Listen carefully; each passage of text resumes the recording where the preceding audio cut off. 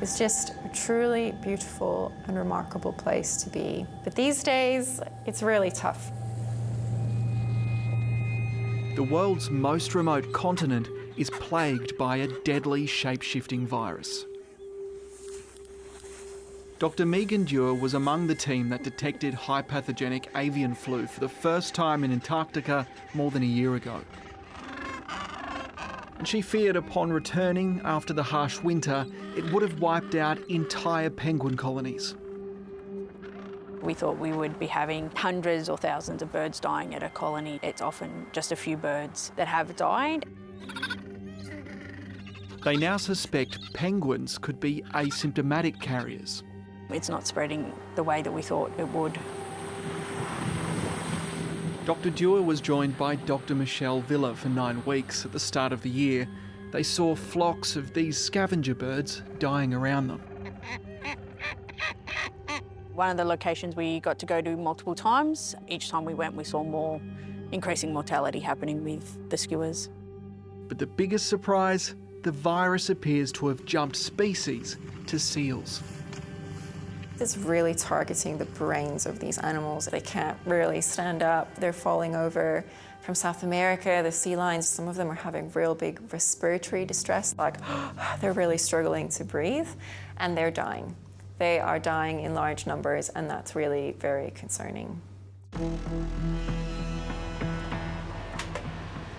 They collected samples to determine if what they'd witnessed was indeed the work of the infamous H5N1 variant. So how many samples do you reckon you've got? So from this year, I think it's more than 500 that we've collected over the course of sort of the summer season. Running them through the same tools used to track COVID-19.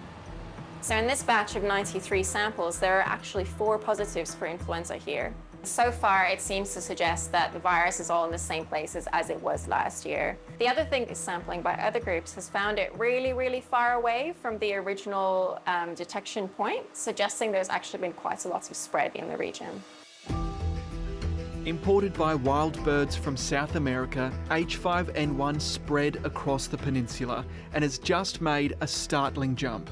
Almost 7,000 kilometres from South Georgia to the Crozet and Kerguelen Islands. Here, scientists have confirmed it's killing seals and penguins, among other wildlife. And that is less than 500 kilometres away from Heard and McDonald Islands, a remote Australian territory. So this is kind of like a springboard potentially for the virus. It is really scary. The only part of the planet that's free from this virus is Oceania, so Australia and New Zealand. At this point, it kind of looks inevitable. Yeah, I think the likelihood of it arriving is very high, but we have a lot of uncertainty, whether it comes from the north or the south, and the timing.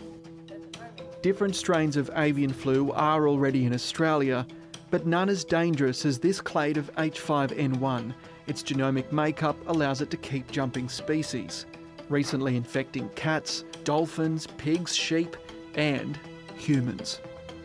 Now from the CDC, the health agency confirming that the first U.S. bird flu death has happened in Louisiana. H5N1 continues evolving.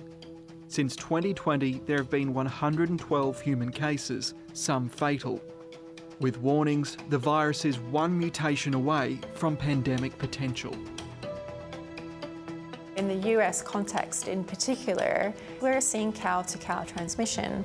And as there is more sort of spread from mammal to mammal to mammal, there is more opportunities for the virus to get better at infecting mammals. Delays in containing the US outbreak has allowed H5N1 to rip through every state, now detected in more than 1,000 dairy herds. Americans on the front line say it's out of control. We diagnosed the first case at the end of March. They didn't really release a federal order until the end of April. With that delay, we really facilitated the rapid spread of the virus across multiple different states in a short period of time. And that's not a good feeling to have when you don't have the tools you need to get in front of it, and it feels hopeless.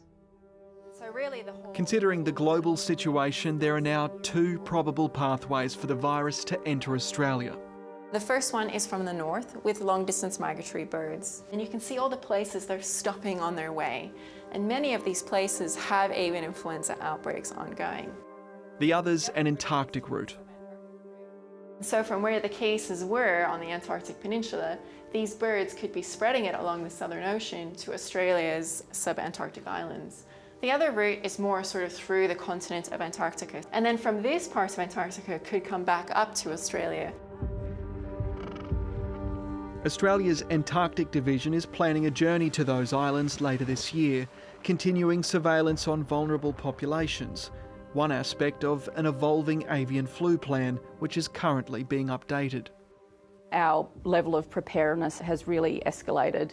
The risk to Australia has increased, and that's due to the number of different bird species that can now be affected by this strain and potentially disperse it over longer distances.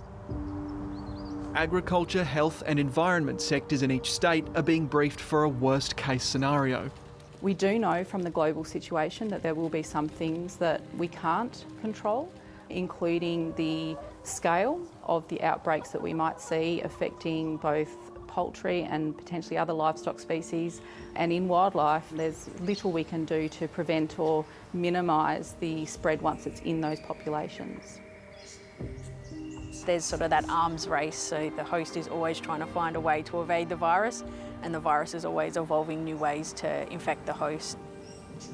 The only consistency to avian influenza is that it is unpredictable. It just keeps surprising us and it keeps doing things that we didn't think would happen. And so it's really important for us to keep on our toes.